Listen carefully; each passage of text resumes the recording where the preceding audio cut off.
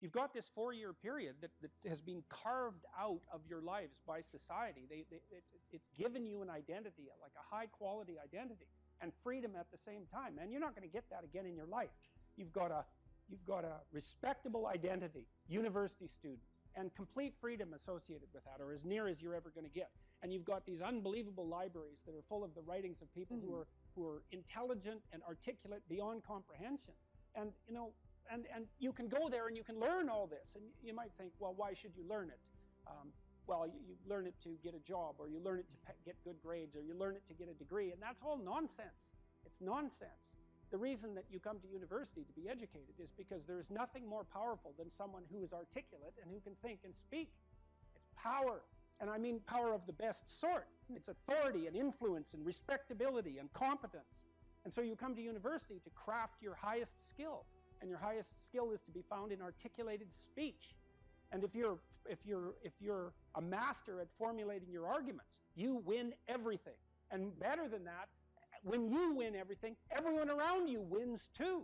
Because to transform yourself into, let's consider your transformation into something approximating the logos. It means you shine a light on the whole world. Well, there's nothing more exciting to do than that. There's nothing better you can possibly do.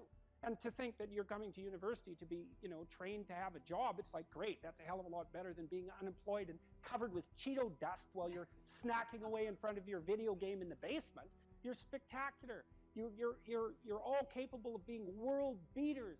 You transform yourself into something that's articulated and sensible and grounded in history and knowledgeable and wise, man. You can do anything you want, and hopefully anything you want for good. Because if you have any sense, everything you want to do would be for the good, because there's nothing more compelling or meaningful or useful in combating the tragedy of life than to struggle with all your soul on behalf of the good. And the universities have forgotten that. It's why everyone's bailing out of the humanities, and they should. The humanities are corrupt. And they're corrupt because they're not telling students this. It's so bloody obvious. It's like, learn to think, learn to speak, learn to read. It makes you a superpower, an individual superpower.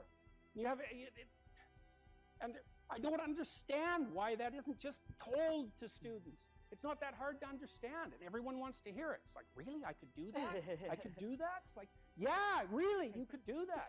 And the whole society around you has labored for really thousands of years to provide every single one of you with this spectacular opportunity that you have while you're undergraduates and graduate students here, man.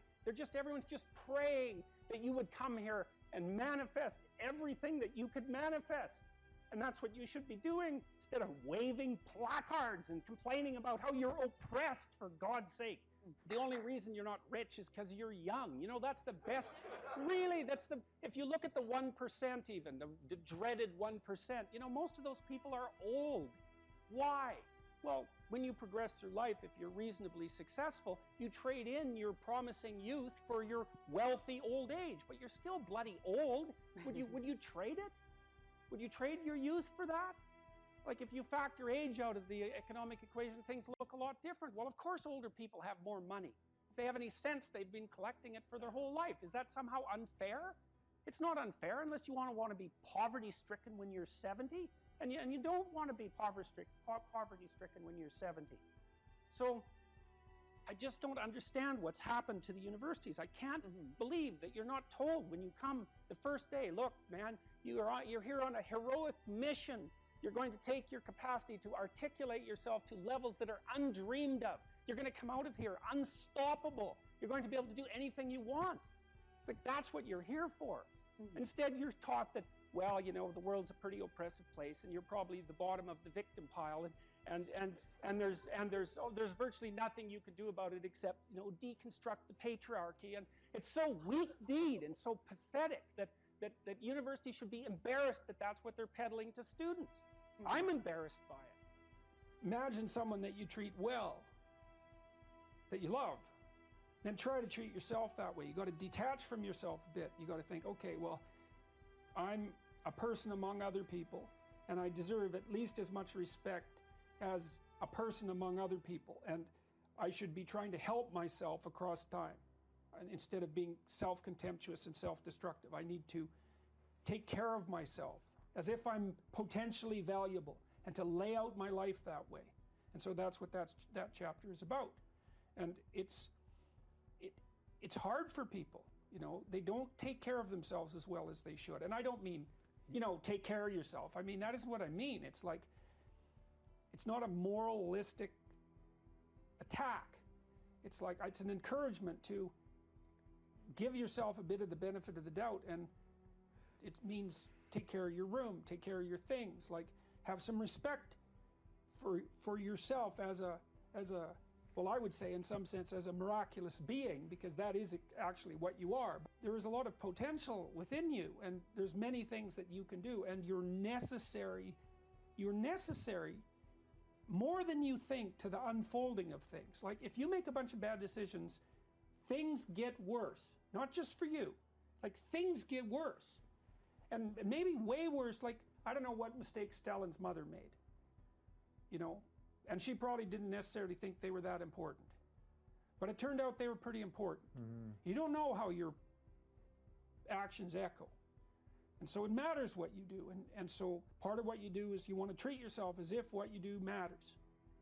Okay, so if you're suffering, you are obligated, in a sense, to hold on to whatever rope someone throws you. And one of the things I do with my clients all the time, especially if they're really in trouble, is to tell them, look, I don't know exactly what's going to help you, but don't arbitrarily throw out any possibilities, because you might not have that luxury. Antidepressants help a lot of people, and there are technical reasons why that's the case.